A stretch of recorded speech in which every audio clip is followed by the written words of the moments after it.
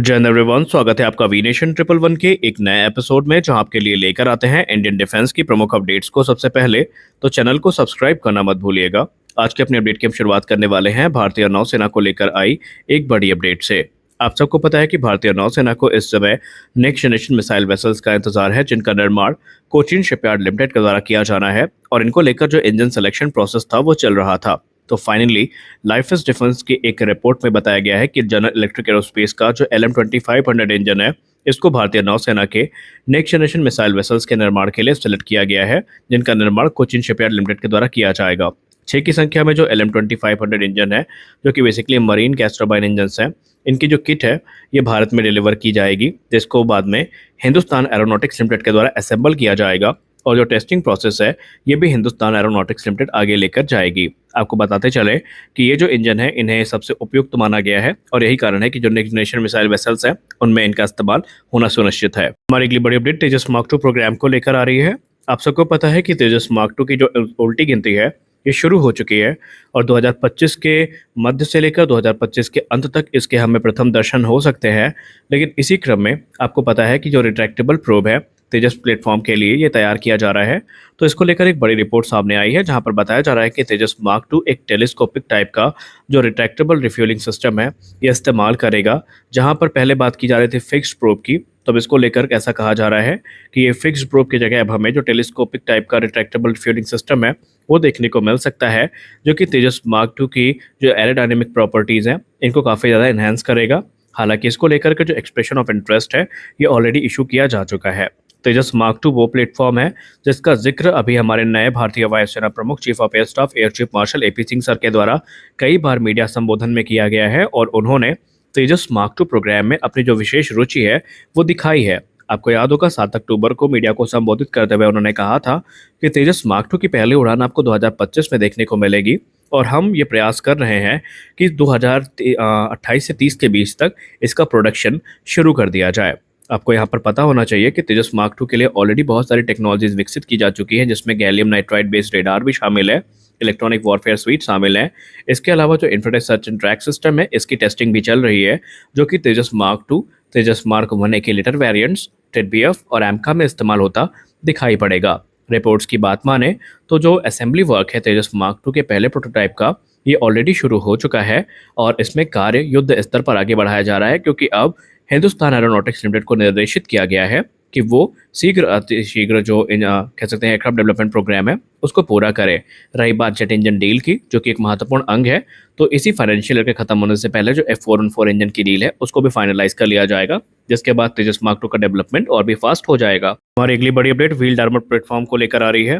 दोस्तों, आप सबको पता होगा कि अमेरिका ने हाल ही में स्ट्राइकर को पुश करने में कोई कसर नहीं छोड़ी है, और वो हर प्रकार से चाहते हैं कि भारत के द्वारा स्ट्राइकर को सेलेक्ट किया जाए। लेकिन जिस प्रकार के हालात कनाडा के साथ तैयार हुए हैं, उसके बाद जिस प्रकार से US और UK ने कनाडा के समर्थन में अपना बयान दिया है, उसके बाद जो उनके इंडस्ट्रियल पार्टनर्स हैं भारत में, वो मिनिस्ट्री ऑफ डिफेंस को इस चीज़ की सलाह दे रहे हैं कि मिनिस्ट्री ऑफ डिफेंस एक बार फिर से अपने डिसीजन को रिकंसीडर करे, जहां पर वो स्ट्राइकर आर्मर व्हीकल को कंसीडर कर रहे थे। उनका कहना है कि आप स्ट्राइकर के जगह पर जो इंडिजिनस प्लेटफॉर्म है इनको ध्यान दें, क्योंकि ये हमारे लिए अब ज़्यादा इंपॉर्टेंट बन जाते हैं, और अगर हम स्वदेशी जो व्हील्ड आर्मर प्लेटफॉर्म है इनको सेलेक्ट करते हैं तो हमें आने वाले भविष्य में किसी प्रकार की दिक्कत का सामना नहीं करना पड़ेगा। क्योंकि आप सबको पता है कि अमेरिका के साथ अगर संबंध अच्छे ना रहे तो अमेरिका कोई ना कोई अड़चन प्रोग्राम में ज़रूर पैदा करेगा, और इस अड़चन का सामना हमारी सेना को ना करना पड़े, इसके लिए जो इंडस्ट्रियल पार्टनर्स है वो मिनिस्टर ऑफ डिफेंस से इसी बात की सलाह उनको दे रहे हैं, मिनिस्टर ऑफ डिफेंस को, कि आप जो इंडिजिनस ऑप्शंस हैं इनके तरफ ही नज़र डालें। क्योंकि आपको बता दें कि defence research and development organisation, Tata advance system limited और जो दूसरी कंपनियां हैं वो इस समय इसी प्रकार के सिस्टम्स पे काम कर रही हैं। और जब से भारत को मोरक्को से ऑर्डर मिला है व्हील्ड आर्मर प्लेटफॉर्म का, उसके बाद से इनका कॉन्फिडेंस भी काफ़ी ज़्यादा हाई हुआ है। वेब की अगर हम बात करें तो इसमें टाटा, महिंद्रा, कल्याणी जैसे जो कंपनियां हैं ये पार्टनर्स भी हैं, और अलग अलग वेरिएंट्स को विकसित भी कर रहे हैं, और ये हमारे लिए स्वदेशी एक बहुत बड़ा सब्स्टिट्यूट हो सकता है स्ट्राइकर के लिए, अगर हम गौर करें तो। और इस समय हमारे जो डिफेंस एनालिस्ट हैं वो भी यही मानते हैं कि हमें इस समय अमेरिका के ऊपर ओवर डिपेंडेंसी नहीं दिखानी चाहिए, क्योंकि इसके जो परिणाम होंगे निस्संदेह ये अच्छे बिल्कुल भी नहीं होने वाले हैं, जिस प्रकार के हालात इस समय बन रहे हैं। आपको बता दें कि भारत में जो व्हील्ड आर्मर प्लेटफॉर्म तैयार किया गया है ये 8x8 एम्फीबियस प्लेटफॉर्म है, जो कि अलग अलग प्रकार के रोल्स को एग्जीक्यूट कर सकता है। या अलग अलग मिशंस को एग्जीक्यूट कर सकता है, जिसमें रिकॉनेसेंस हो गए, इन्फेंट्री ट्रांसपोर्टेशन हो गया या फायर सपोर्ट हो गया। ये सारे मिशन एग्जीक्यूट किए जा सकते हैं। वैप एक मॉडुलर प्लेटफॉर्म है जो कि डीआरडीओ के द्वारा विकसित किया गया है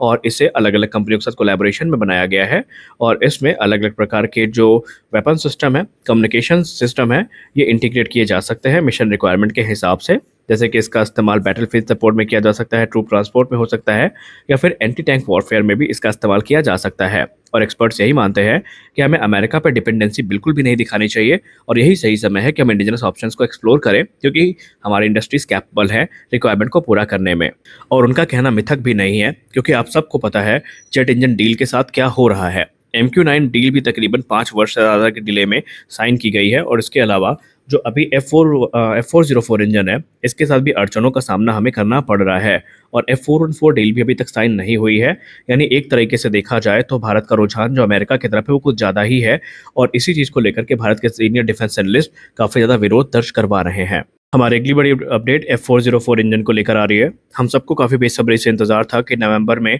हमें जो F404 इंजन है वो देखने को मिल जाएंगे, लेकिन अब कुछ ट्रस्टेड मीडिया सोर्सेज के हवाले से जो खबरें सामने आई है वो बिल्कुल भी अच्छी नहीं है, जहां पर रिपोर्ट्स में कहा जा रहा है कि अक्टूबर की रिव्यू मीटिंग के बाद ये कंफर्म हो चुका है कि जनरल इलेक्ट्रिक अक्टूबर और नवंबर में भी जो इंजन है वो डिलीवर करने में सक्षम नहीं है। और अगर ऐसा चलता रहा तो दिसंबर में ऑलरेडी उनका जो वर्क होता है वो ना के बराबर होता है, तो हमें जो इंजन्स हैं वो जनवरी से ही मिलने शुरू हो पाएंगे अगर सब कुछ यहाँ पर सही रहा। ये बात अलग है कि जनरल इलेक्ट्रिक इस समय सप्लाई चेन इशूज़ को रिजॉल्व नहीं कर पाई है और सिर्फ भारत का ही प्रोग्राम प्रभावित नहीं है, दूसरे भी जो इंजन प्रोग्राम है ये बुरी तरीके से प्रभावित हुए हैं। हालांकि अब यहाँ पर जो दो प्रकार के इसमें डिबेट है वो शुरू हुई हैं। पहले इसमें पॉलिटिकल एंगल देखा जा रहा है कि कनाडा के साथ जो टेंशन चल रहा है उसके पीछे की वजह ये है, और दूसरा यहाँ पर विवाद है कि जनरल इलेक्ट्रिक जानबूझकर ये काम नहीं कर पा रही है। हालांकि तेजस में इंजन स्वैपिंग की बात भी की जा रही है, लेकिन आपको बता दें कि इस समय तकरीबन 5 कंपनियां हैं जो इंजन का निर्माण करती हैं, जिसमें यूनाइटेड इंजन कॉर्पोरेशन रशिया की हो गई, फ्रांस की सैफरान हो गई और इसके अलावा यूके की रोल्स रॉयस हो गई